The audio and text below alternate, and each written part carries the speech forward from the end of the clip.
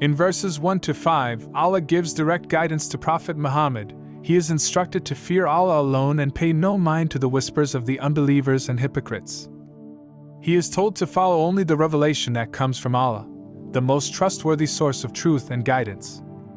Allah reminds us of a profound truth: no human has two hearts, and in Islam, adoption doesn't change a person's lineage.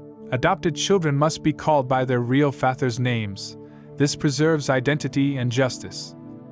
Now let's move to verses 6 to 27, the gripping story of the Battle of Ahzab. A coalition of over 12,000 enemy forces, including Quraysh, Gitfan, and the Jews of Banu Nadir, marched toward Medina with one goal: to wipe out the Muslims. The Muslims, only 3,000 strong, dug a trench around the city based on a suggestion by Salman al-Farsi, a strategy never seen before in Arabia. The pressure was immense. Hypocrites among the ranks began to waver, but the true believers stood firm, their hearts anchored by trust in Allah. Allah sent winds and unseen forces to break the siege, a divine intervention that turned the tide and scattered the enemy. The victory in the Battle of Ahzab marked the last major assault on Medina, and from then on, the tide turned in favor of the Muslims.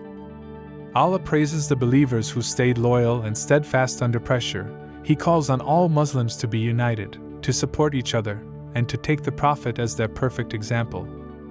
Allah gave the Prophet's wives a unique choice.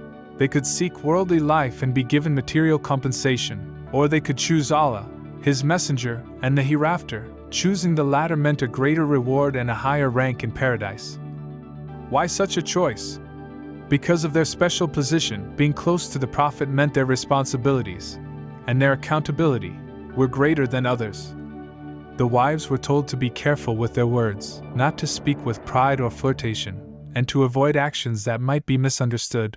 Their behavior was meant to set an example for the entire Muslim community. They were also reminded to stay modest, stay in their homes when possible, establish prayer, give in charity, and obey Allah and His Messenger. One powerful message here is that these women weren't just wives, they were role models. Because of their rank, their good deeds earned double the reward, but sins? They also carried double the consequence.